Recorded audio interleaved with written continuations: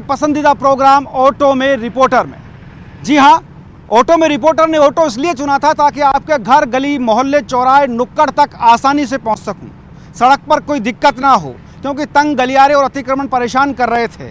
लेकिन मुझे क्या खबर थी कि वीवीआईपी सड़क पर, उस रास्ते पर जो विधानसभा की तरफ जाता है, वहीं पर चलते चलते ऑटो गायब हो जाएगा, करप्शन के गड्ढे उसे निगल जाएंगे। और अब उन्हीं करप्शन के गड्ढों को भरने की कोशिश की जा रही है, जिसमें एक ऑटो गिरने के बाद उसके घायल अभी तक अस्पताल में भर्ती हैं। जी हाँ, जयपुर में ऐसे तमाम गड्ढे हैं जिनसे करप्शन की बू आती है।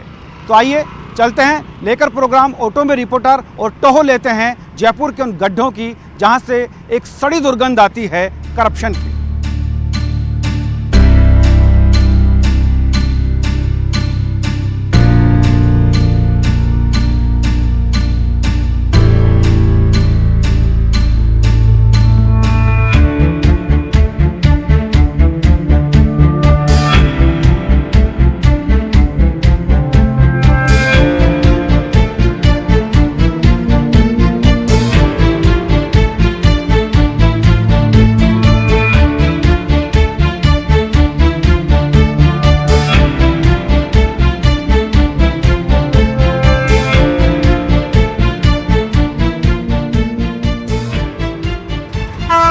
काम चल रहा है लगातार और कवायद यह है कि जल्द से जल्द करप्शन का ये गड्ढा भर दिया जाए।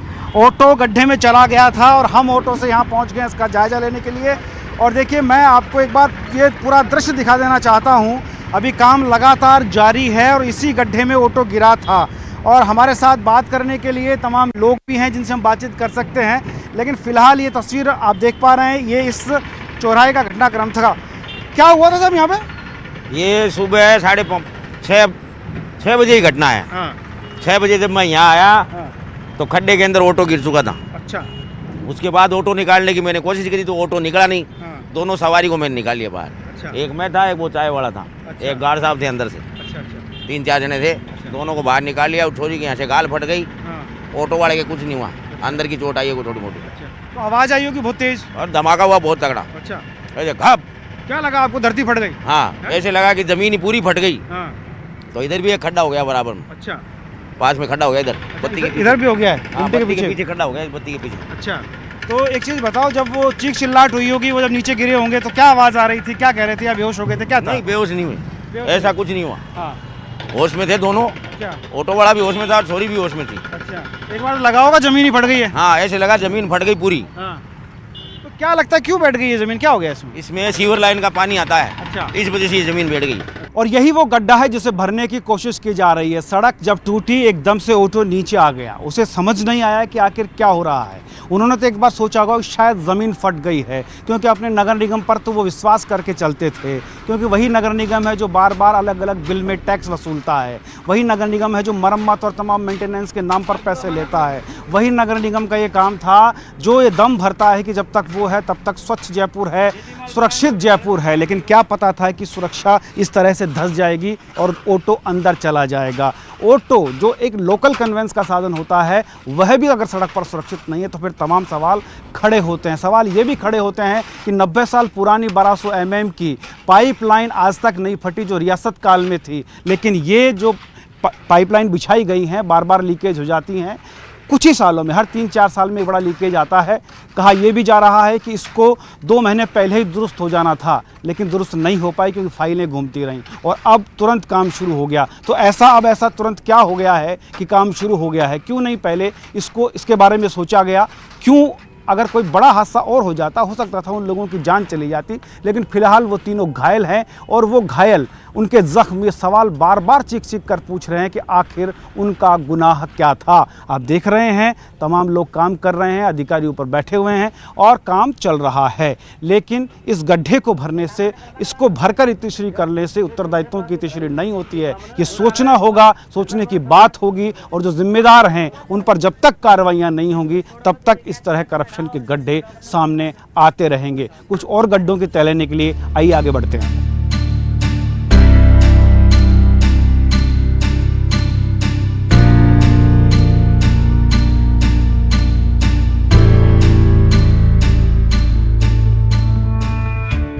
अभी सुरक्षा के पूरे एहतियात प्रबंध यहाँ पर मौजूद हैं, अधिकारी मौजूद हैं, देर आए दुरुस्त आए, चलिए पहुँचे हैं अपने खामियों को छिपाने के लिए।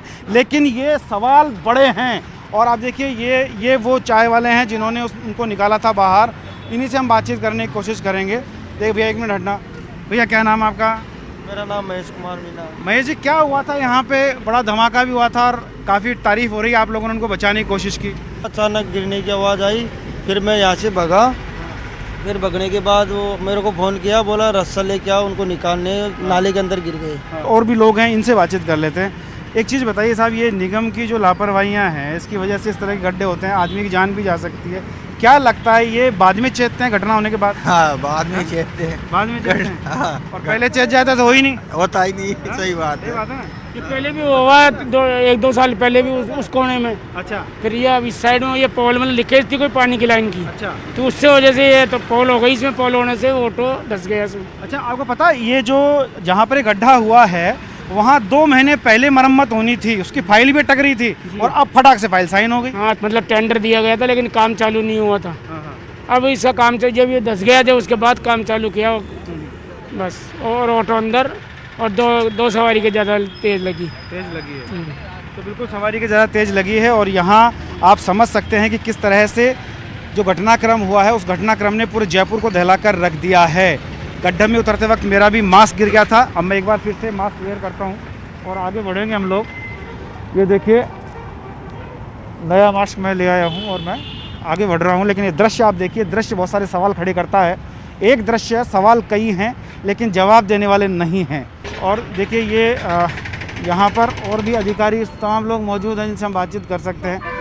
ये जयन मैडम भी, इनसे बात कर सकते हैं। मैडम, ये जो घटनाक्रम हुआ है, क्या मानते हैं, क्या अब तक लबो लबा निकल कर आया सामने? आई थिंक ये प्रॉब्लम तो हम लोगों की लाइन खैर आपको दिख ही रही होगी वाटर वर्क्स की। तो इशू जो रहा है वो सिर्फ वो नगर निगम का जो चेम्बर था वो may be due course of time में डैमेज हो गया होगा, तो वो लीकेज चल रहा है बस। उसका तो वो इतना माइनर लीकेज होता है कि वो नीचे ही नीचे 24 घंटा निकलता रहता है, तो ज़मीन को वो दलदल की तरह बना देता है जो अपन ऊपर से एंटिसिपेट नहीं कर सकते। तो बस वो हुआ है इशू, जिसको कोई ऊपर से वैसे भी कैलकुलेट नहीं कर सकता अनलेस कुछ मतलब इसकी मरम्मत 2 महीने पहले हो जानी थी, ऐसी बात सामने आ रही है। तो क्या वजह रही, क्या फाइलें घूमती रही, क्या हुआ? ये हमें नहीं पता, ये तो आप नगर निगम वालों से पूछें। अभी क्या काम चल रहा है? अभी तो नगर निगम वाले ही काम कर रहे हैं। उसको जो चेम्बर था इनका जो लीक हो रहा था उसको दोबारा बनाया है इन लोगों ने। क्या नाम है आपका? शिखा।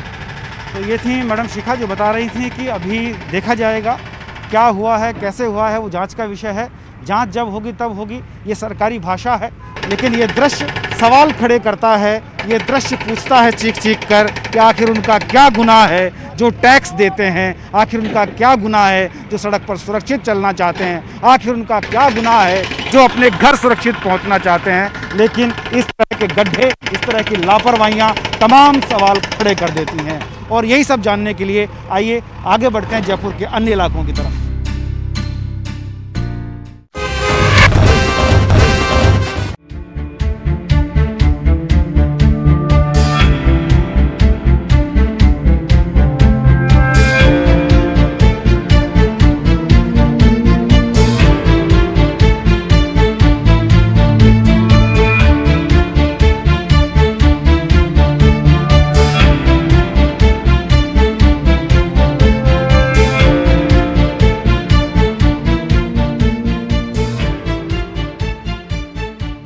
और ऐसी लापरवाहियों की तलाश करते करते हम लोग आगे बढ़ रहे हैं, सांगानेरी गेट की तरफ जा रहे हैं। और ये देखिए, ये हम बचे हैं। आप ये मान लीजिए कि हमारी किस्मत शायद उस ऑटो से ज़्यादा अच्छी है जो गड्ढे में गिर गया था। ये आप देख सकते हैं, यहाँ पर एक और तैयारी हो रही है। लापरवाहियों का आलम यह है कि कोई सुध लेने वाला नहीं है।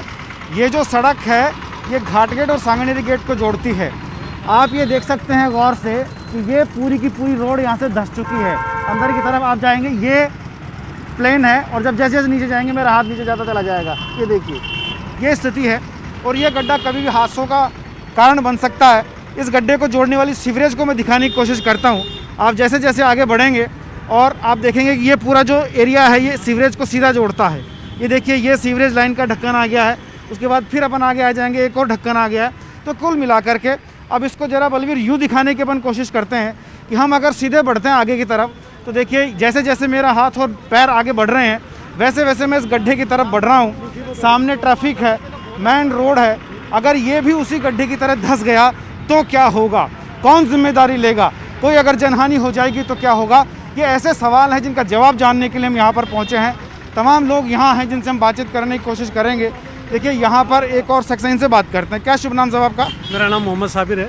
सादिर साहब, ये बीच रोड में रोड बैठ गई है और सीवरेज का ये पॉइंट है जो जोड़ता है उसको, क्या लगता है एक और हादसे का इंतजार है? अब गवर्नमेंट तो यही चाहती है, नगर निगम का ये हाल है। जगह यहाँ के अलावा और कहीं भी जाओगे तो वहाँ भी आपको गड्ढे मिलेंगे।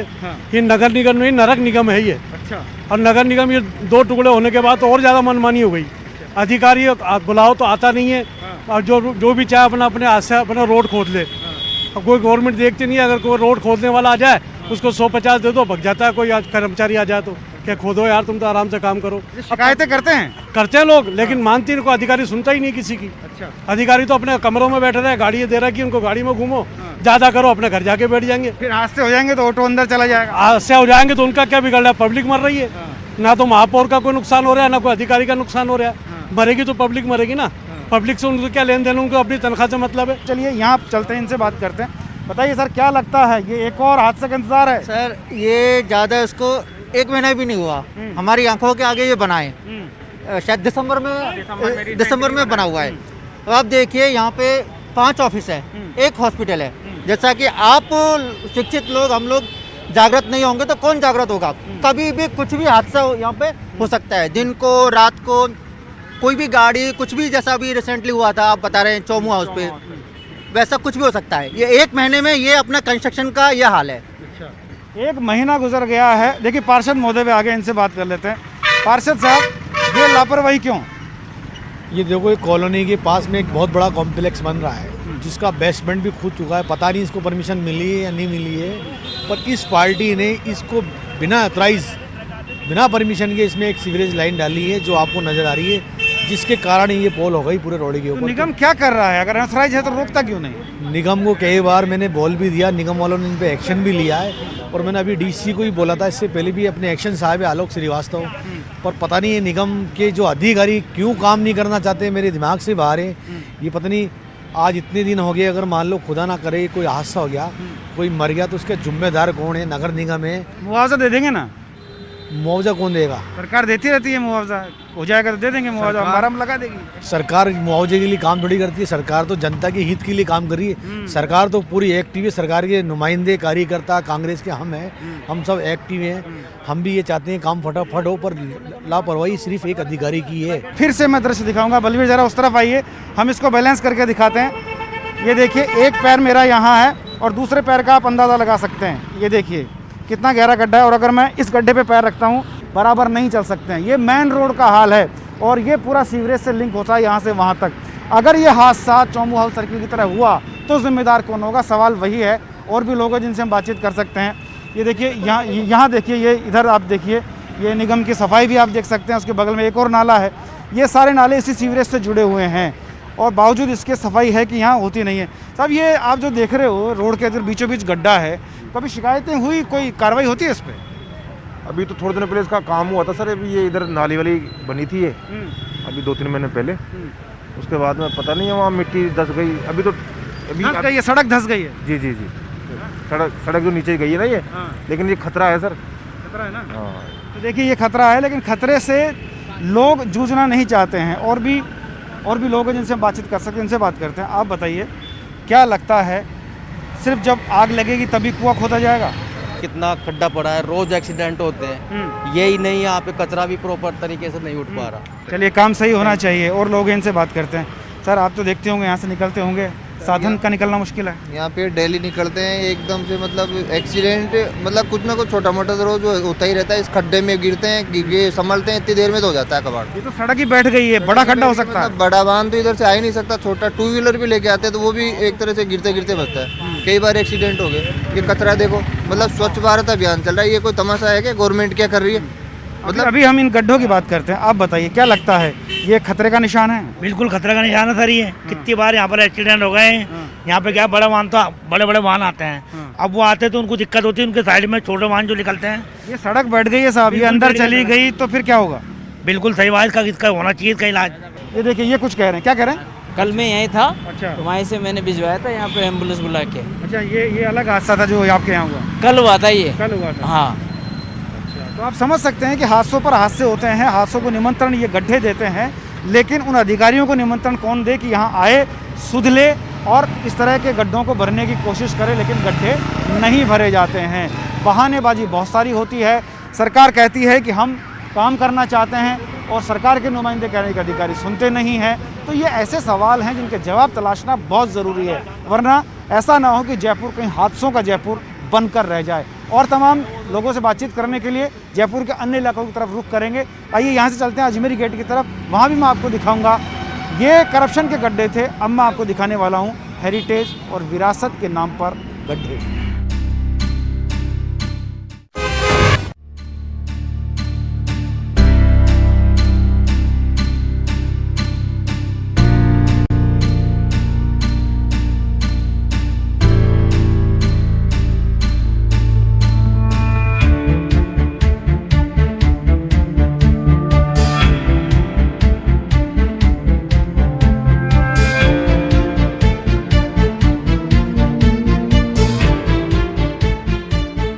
और सफ़र करते करते हम लोग आ पहुँचे हैं अजमेरी गेट। मैंने आपसे कहा था कि मैं आपको हेरिटेज के कुछ गड्ढों से भी मुखातिब कराऊंगा। जी हाँ, कुछ ऐसे गड्ढे जो सवाल उठाते हैं कई सारे, और वो सवाल इन कबूतरों की तरह इन फाख्ता हो जाते हैं, ठहरते नहीं हैं। इसलिए नहीं ठहरते हैं कि मंशा नहीं है काम करने की। ये देखिए कितना खूबसूरत जयपुर बनाने की कोशिश है, स्मार्ट सिटी बनाने की कोशिश है, और स्मार्ट सिटी के नाम पर आप तमाम रंग रोगन, ये फवारे, उसके अंदर पड़ा हुआ है ये शैल और ये तमाम चीज़ें आप देख सकते हैं। ये खूबसूरत बनाने की कोशिश थी, लेकिन ये पानी सड़ गया है। लेकिन मैं गड्ढे चूँकि आज दिखा रहा हूँ आपको, और उन्हीं गड्ढों से मुखातिब कराऊँगा। सबसे पहले मैं आपको दिखाता हूँ यहाँ का मुख्य दरवाज़ा। ये अजमेरी गेट का मुख्य दरवाज़ा है, और इस मुख्य दरवाजे के दोनों तरफ दो अलग अलग गेट हैं, और उन्हीं गेट के ठीक सामने क्या हाल है वो दिखाऊंगा। नहीं, सबसे पहले अगर आप स्मार्ट वे से जाएंगे तो आप पाएंगे कि आपका एक पैर गड्ढे में है, तब आपको बाहर निकलना पड़ेगा। तो ये बड़ी मुश्किल वाली चीज़ें हैं। ये तो एक बानगी भर है, एक छोटा सा गड्ढा है, ठीक है, आप देख भी लेंगे, निकल भी जाएंगे। लेकिन अब ज़रा इस मेन गेट के सामने की तरफ हम आते हैं, और ये दरवाज़ा आप देखिए, मेरे हाथ से आप ये दरवाज़ा देखिए, और इस दरवाजे से जब हम आएंगे, एंट्रेंस है इस दरवाजे का, और जब आप आएंगे तो आप देखिए हालात ये हैं। इस गड्ढे में अगर नीचे चला जाए आदमी तो आप अंदाज़ा लगा सकते हैं। ये देखिए, ये दोनों पैर मेरे, और उसके बाद ये हालात हैं इस गड्ढे के।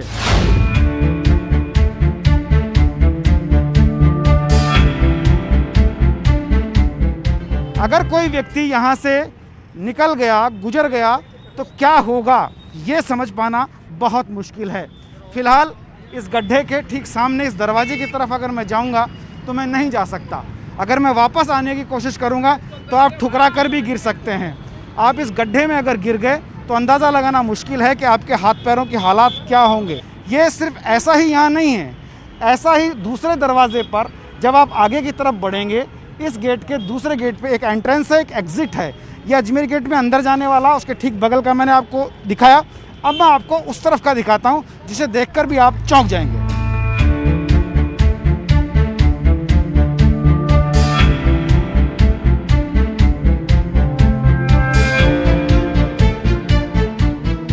ये देखिए, ये 20 दरवाजे के इस पर बैरिकेड लगा दिया गया। ये अच्छी बात है, भला हो राजस्थान पुलिस का कि कम से कम इतना तो सोचा कि कोई गिर ना जाए।